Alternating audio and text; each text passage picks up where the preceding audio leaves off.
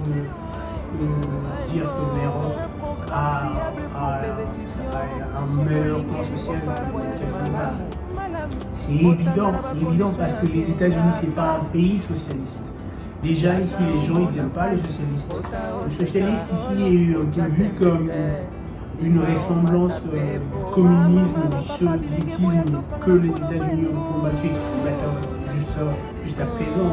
On serait l'actualité mondiale avec l'Ukraine et la Russie. Donc, le socialisme, c'est pas du tout. Les gens détestent le socialisme ici. Si un candidat se présentait et qui montrait des traits d'être un socialiste ou bien du socialisme, eh ben, les gens voteraient carrément pas pour lui, quoi. Donc c'est d'abord une mentalité. Les États-Unis, c'est un pays capitaliste. C'est du genre, tu travailles, tu bosses et tu prends, et il y a des résultats. Les choses du genre que tu es en difficulté, on doit t'aider, le chômage payé. C'est pas américain, les Américains n'aiment pas ça. Chacun. Vous êtes sur Buy and Go TV officiel de Richard Dounia pour vos marketing de vos entreprises, télé-réalité, promouvoir la culture, divertissement, espace entrepreneur, émissions culturelles, politiques et séries télévisées. Buy and Go TV officiel ouvre ses portes pour vous accueillir. Abonnez-vous massivement sur Buy and Go TV officiel. Longueur d'avance. Buy and Go réalise des publicités de vos entreprises, réalise des clips vidéo. Nous faisons vos affiches, des documentaires. Veuillez nous contacter sur WhatsApp et appel au plus 243 85 11 65 588. Adresse mail douniarichard@gmail.com. Avec Buy and Go, appelez-nous, nous serons disponibles. Nous avons une émission question d'actualité comme présentateur Richard Dounia. Nous avons la culture, l'actualité politique, espace entrepreneur et tant d'autres. Contactez-nous pour vous recevoir avec le numéro affiché au bas de vos écrans. Bonjour ou bonsoir à tout le monde qui nous suit en ce net moment. Bienvenue dans notre site internet Buy and Go TV officiel. Nous sommes vraiment de cœur et nous vous remercions pour ceux-là qui s'abonnent du jour au lendemain. Nous sommes très reconnaissants et contents de votre abonnement. Alors aujourd'hui nous allons recevoir un jeune compatriote, un jeune Congolais vivant aux États-Unis au nom de Monsieur Moïse Mafuta. Mais nous allons essayer de lui laisser qu'il puisse se présenter de lui-même, qu'il puisse nous dire plus qui il est et qu'est-ce qu'il fait aux États-Unis. Alors, pour ne pas aller plus loin, nous allons essayer de lui demander de lui-même pour qu'il puisse nous en dire plus. Alors, bonjour Monsieur Moïse Mafuta. J'aimerais que vous puissiez vous-même vous présenter, que le monde puisse connaître qui vous êtes et qu'est-ce que vous faites. Bonjour à tout le monde. Moi, c'est Moïse Mafuta. Je suis congolais de père et de mère. Ça fait 10 ans ou plus de 10 ans qu'aujourd'hui je suis naturalisé américain. Il y a 10 ans, je suis venu aux États-Unis, j'ai fait mes études. J'ai eu mon diplôme en ingénierie électrique et je me suis lancé dans l'enseignement où j'ai enseigné les maths à Harding University High School.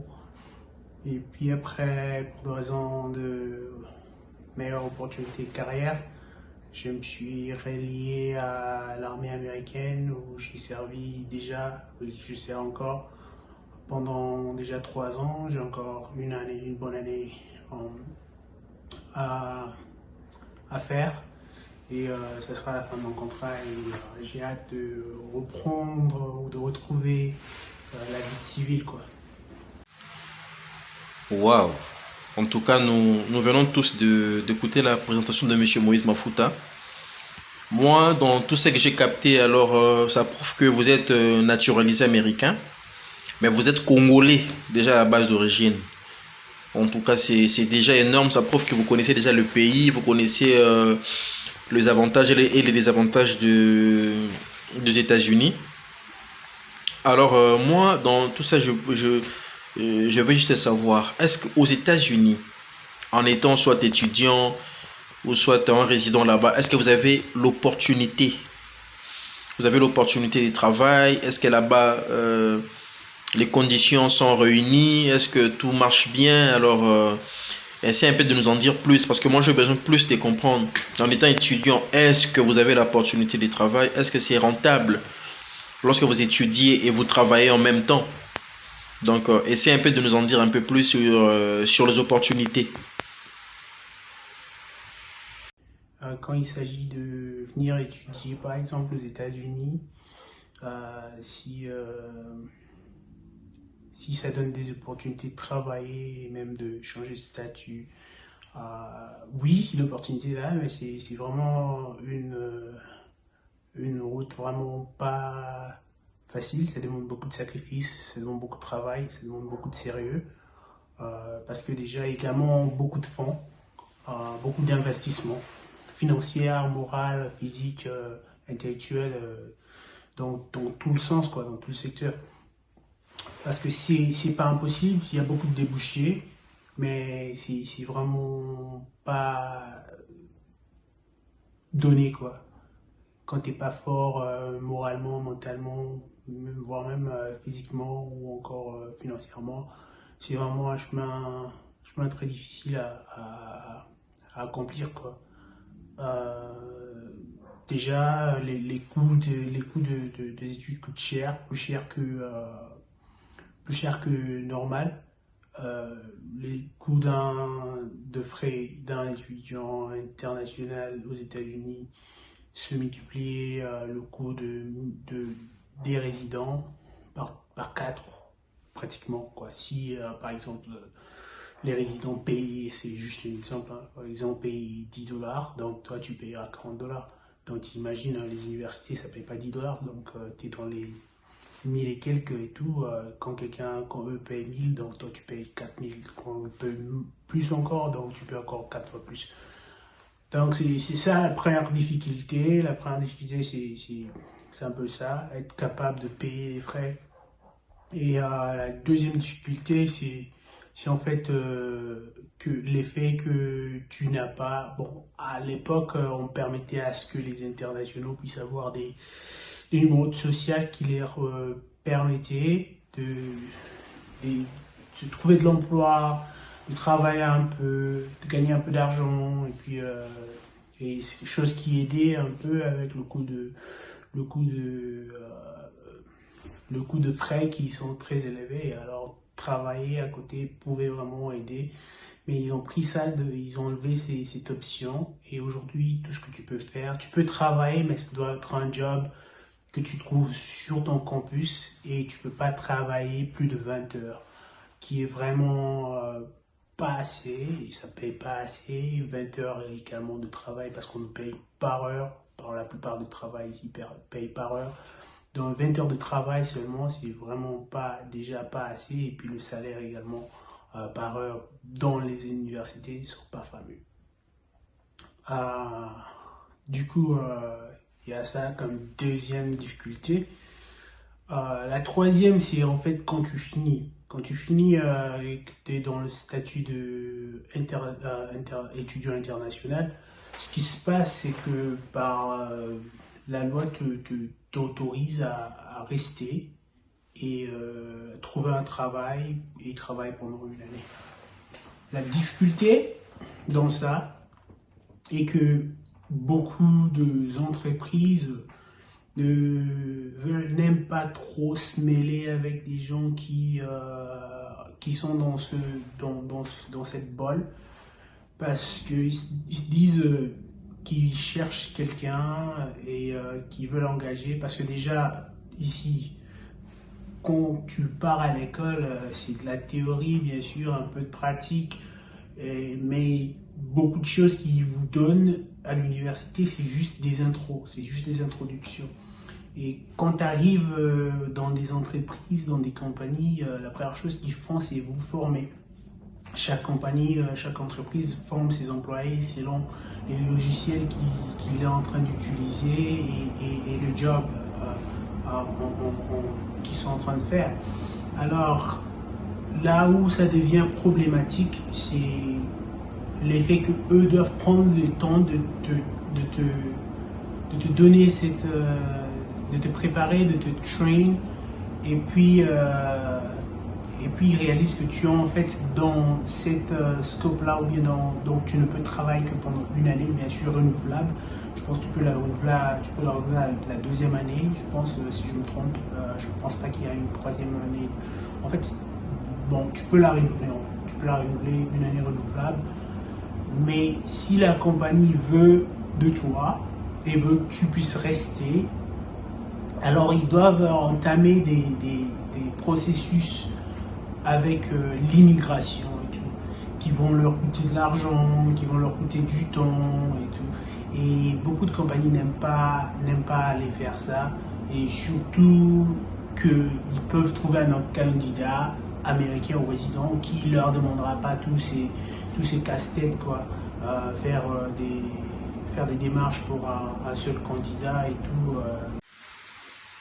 Vous-même, vous venez de suivre M. Moïse qui a expliqué les opportunités sur les études. Comment est-ce que c'est très difficile que les employeurs puissent engager des gens qui n'ont pas des statuts du travail. Il a très bien explicité ça.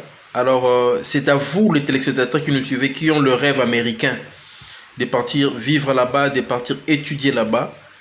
Il est grand temps de demander aux gens qui résident aux États-Unis de vous expliquer les différents types de visas que vous devez en avoir. Déjà, comprendre pour quelqu'un qui vient avec un visa d'études, c'est très compliqué pour le travail.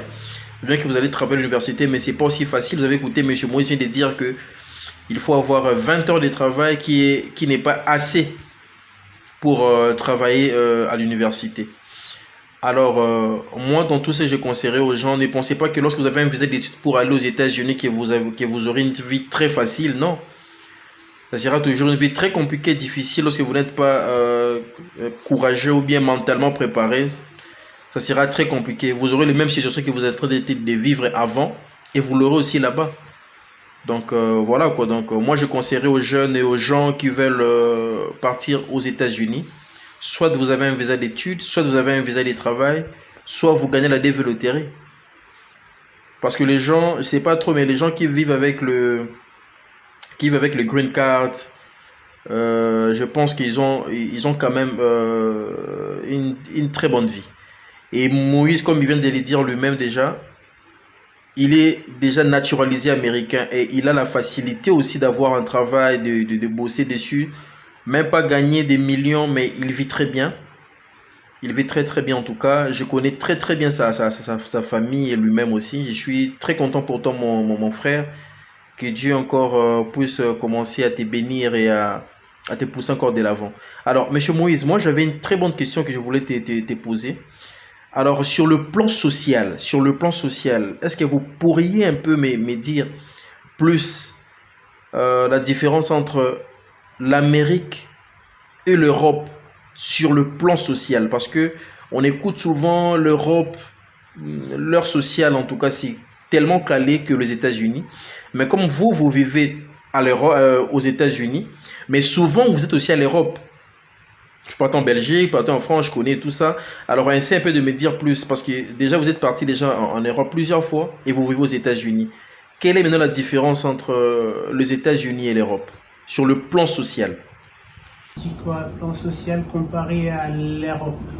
Ouais, beaucoup de gens disent, même des Américains, même certains Américains parlent de dire que l'Europe a un meilleur plan social que les États-Unis. Bah, c'est évident parce que les États-Unis, c'est pas un pays socialiste.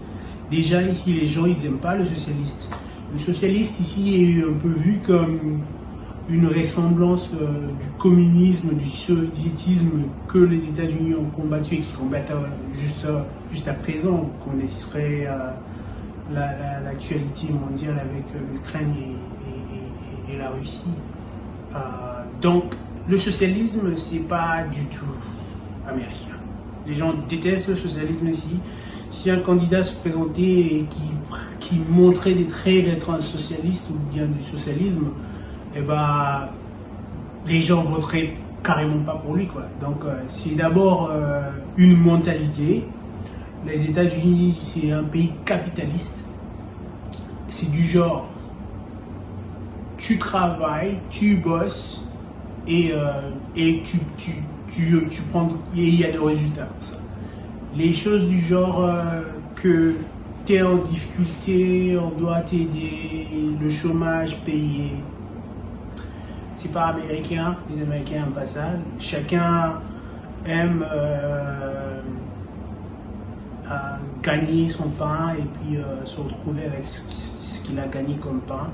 Il n'y a pas trop de ok, on va partager parce que on est dans la même société et tout, et que l'autre est dans le pépin et tout. Et vous constaterez, même si vous faites vos recherches, vous verrez que les États-Unis, il y a pas mal de sans-abri à cause de ça, parce que c'est pas un pays socialiste. Du coup, ici aux États-Unis, tu travailles pas, tu manges pas, quoi. Donc, si t'es pas courageux, si t'es pas actif, si t'es pas vraiment en train de chercher ta vie et proactif, quoi.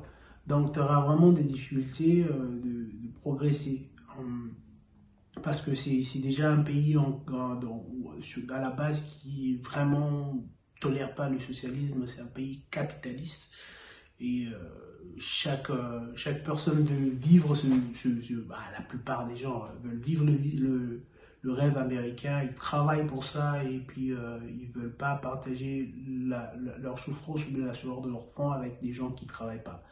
Ils prennent ça mal, ils prennent ça comme de la paresse, ils prennent ça vraiment mal. Et puis l'autre chose dont je voudrais parler, c'est le système,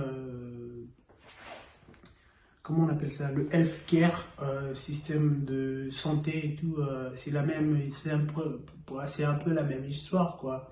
Donc, c'est un peu la même histoire. Bon, en fait, quand t'as pas de travail, tu peux pas payer d'assurance pour ta santé. Et du coup, quand tu es malade, ça devient un problème. Bon, c'est pas te prendre en charge parce que t'as pas d'assurance. Et puis, dernier point, je dirais, dire que l'Europe est meilleure, ça dépend des points de vue, quoi. Si au point de vue pour quelqu'un qui n'a pas de travail, quelqu'un qui n'a pas de travail et tout, c'est terrible de vivre aux États-Unis. Quand tu n'as pas de travail, rien n'est donné, quoi. Tu n'auras rien. Et si quand tu as un travail et que tu es dans un paiement minimum, c'est aussi compliqué, quoi, parce que tu vivras, comme on dit ici, paycheck par paycheck, donc tu vis paycheck par paycheck, quoi, par salaire par salaire. Tu n'arrives pas à économiser, quand il y a un problème que tu n'as pas prévu, tu n'arrives pas à le résoudre, quoi, parce que ton argent que tu reçois est juste. Alors qu'en Europe, avec le socialisme, quand tu es en chômage, tu peux être payé, location et à manger et tout. Et il y a des plans pour des gens, pour qu'ils aillent à l'hôpital et tout. Mais en fait, là où il y a la grande différence, c'est quand tu es quelqu'un qui bosse dur, quand tu as un bon travail, tu es au-dessus de la moyenne de paye, tu te soucierais pas vraiment de tout ça parce que ton salaire te permettra de prendre soin de toi, de prendre soin de toutes tes factures, d'économiser, d'avoir une assurance maladie. Et je pense, à mon avis, que quand tu arrives à ce niveau-là, en fait, la vie ici est meilleure qu'en Europe. Et l'autre différence, c'est, oui, le racisme, il est là, mais comparé à l'Europe où le discrimination comment dirais-je, dire que toi, tu n'es pas américain ou bien qu'on te voit mal, c'est moins, à mon avis, qu'en Europe. Tout le monde est vu. En fait, ici, on cherche pas, on regarde pas trop le couleur et tout. On regarde d'abord la connaissance. On regarde... En tout cas, je suis très content, Monsieur Moïse Mafouta. Moi, dans tout ce que je viens de comprendre déjà, donc j'ai compris que vous avez conclu que sur le plan social, les États-Unis meilleurs que l'Europe. C'est ce que je viens de comprendre déjà. Alors, moi, je demanderai aux gens qui sont en Europe de me contacter, de savoir si réellement la vie sociale des États-Unis est plus meilleure que de l'Europe. D'après la conclusion de M. Moïse Mafouta, lorsque vous avez un salaire qui est au-dessus de la moyenne, en tout cas, vous avez une vie meilleure aux États-Unis et le racisme, c'est moins comparé à l'Europe aussi. Bien qu'il y ait le racisme un peu partout dans le monde, il y a aussi la discrimination. Là, on ne peut pas en tout cas le nier. Mais d'après ce qu'on voyait tout le temps à l'internet et tout, dans des informations et tout, les Noirs américains aux États-Unis ils sont considérés comme des Noirs africains. Donc, la preuve qu'il y a vraiment le racisme qui prône. Mais comme vous êtes sur place, vous avez dit que le racisme y est, mais c'est moins que l'Europe. En tout cas, je demanderai aussi les gens qui vivent en Europe, qui vont suivre cette interview. Parce qu'on ne fait pas encore des longues interviews parce que nous sommes en train encore d'organiser les choses pour qu'on améliore encore, qu'on ait un très très bon cadre de plateau. Parce qu'on a déjà tout le matériel, mais d'ici peu, je crois, on aura un bon cadre pour commencer à faire nos émissions et à montrer plus les côtés positifs de notre pays, qui est la RDC, et de montrer des Congolais qui travaillent et des Congolais qui se démerdent à l'étranger dans le cadre de l'entrepreneuriat. C'est pourquoi nous avons déjà commencé à militer pour ces projets. Vous avez vu une très grande dame de la Fondation Noah, Madame Jolie Piamé, qui vit en Belgique. L'autre fois, vous avez vu un jeune Congolais résident en Chypre au nom de Monsieur Pastino Kadima, un Congolais qui travaille et puis aussi qui étudie là-bas, en Chypre du Nord. Aujourd'hui, vous avez M. Moïse Mafouta, un Congolais naturalisé américain qui vit aux États-Unis depuis plusieurs années. Il a une très bonne condition de vie, mais qui ne montre pas ça, qui ne parle pas. Il est un jeune entrepreneur aussi. C'est pourquoi maintenant nous commençons à montrer aux gens les côtés positifs des jeunes qui vivent à l'étranger, qui vivent à Kinshasa aussi, tout comme au Congo. Parce que le Congo, c'est très grand. Kinshasa, c'est la capitale. Je suis très content, en tout cas, M. Moïse.